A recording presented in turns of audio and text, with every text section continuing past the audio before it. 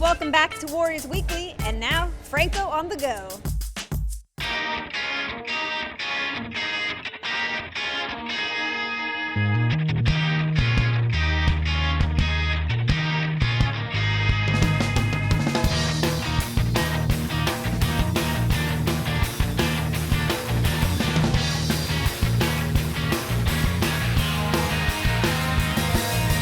Hey, this is Franco Finn for Franco on the Go. Now, in the past, we've been to Oracle Arena where we've looked at the game entertainment as well as the luxury suites. And as you know, the Warriors have unveiled a new ownership, a new logo, and a new court.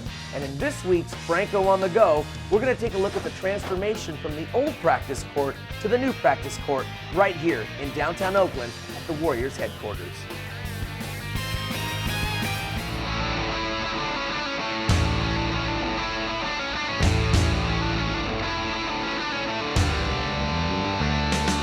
We did a major service here where we stripped everything down to the raw wood, repainted everything, we changed some colors, and then we put the floor coats of finish back.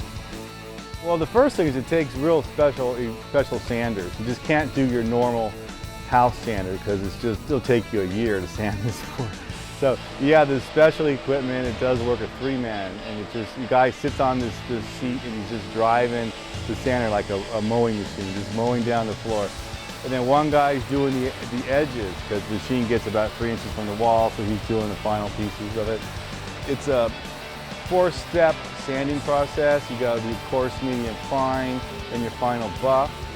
So there's many, times you're going across the floor.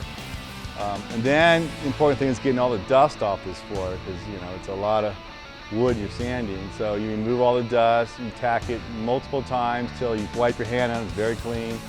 And then you apply the first coat of seal.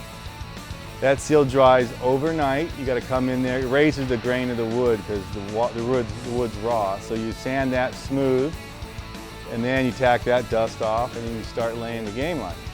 And that's really the tricky part, is measuring the baskets to measure out really accurately the game lines, getting the right dimensions, the right tape machine to bend that tape.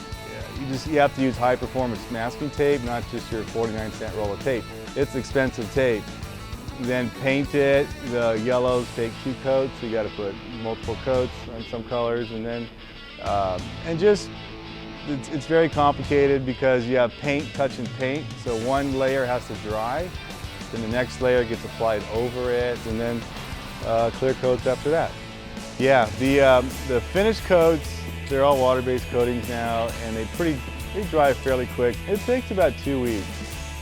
2 weeks of work and a week of curing. As you can see, there's a lot of detail that goes into the redesigning of the court, as well as the construction of the actual hardwood floor. There's many layers to the court building process. It's really it's a balancing act because you want a really good ball rebound. If you're playing on concrete, you have 100% ball rebound. But if you jump on it, it hurts your ankles and knees. So you got to have a soft floor to jump on, but still where the ball is going to rebound as high as you can. So it's a very trick balancing act. The manufacturers of these floors spend many years of developing a system where it's the perfect balance. And of course, this floor is one of the best balanced floors out there. And it's really constructed of the rubber pads.